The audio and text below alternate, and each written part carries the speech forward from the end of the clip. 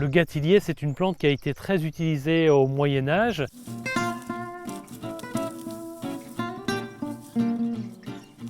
Le Vitex agnus castus, c'est un arbrisseau qui monte à presque 3 mètres de haut. C'est une plante vivace de région méditerranéenne qui pousse dans des sols plutôt drainés, en plein soleil, dans des sols plutôt légers. Le gâtillier est une plante assez étonnante parce qu'il donne des petits grains de poivre très parfumés et qu'on peut utiliser pour remplacer le poivre dans la cuisine, mais également les feuilles qui peuvent aromatiser toutes sortes de plats, notamment les viandes. Alors à utiliser toujours avec parcimonie parce que c'est une feuille qui est assez puissante, avec un goût assez piquant. Les petites baies arrivent à maturité en fin d'automne et on peut les récupérer assez longtemps, pendant tout l'hiver et même au printemps suivant parce qu'elles restent sur l'arbre jusqu'à l'été suivant. Et on les récupère en tirant sur la tige et on obtient toutes sortes de petits grains de poivre qu'on fait sécher avant de les stocker dans un récipient hermétique.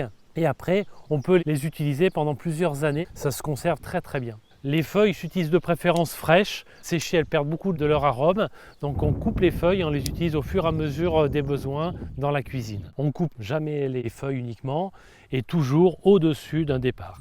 Le gâtillier, c'est une plante qui a été très utilisée au Moyen Âge dans les monastères. D'ailleurs, on l'appelle le poivrier des moines. C'est une plante qui avait la réputation d'être anaphrodisiaque pour les aider à passer les affres du célibat. Le poivrier des moines ou gâtillier a aussi des propriétés médicinales intéressantes. Il est réputé comme antispasmodique et également il a des vertus antiseptiques. Pour cultiver le poivrier des moines, c'est pas très compliqué. En revanche, il faut avoir un jardin de taille conséquente parce que c'est un arbrisseau qui se développe beaucoup, donc il faut lui laisser vraiment de la place. Celui qui est autour de moi fait plus de 4 mètres de diamètre, 3 mètres de haut. Forcément aussi lui laisser un endroit bien drainé, léger, éviter les sols argileux, trop humides. Une fois qu'il a donné les grains, on taille la plante, on coupe aussi le centre de la plante pour l'obliger à s'étoffer, se ramifier. Mais sinon, c'est une plante qui se débrouille tout seul, qui n'est pas très difficile à cultiver, qui fait de très belles fleurs violacées en été. Donc c'est à la fois une plante très décorative.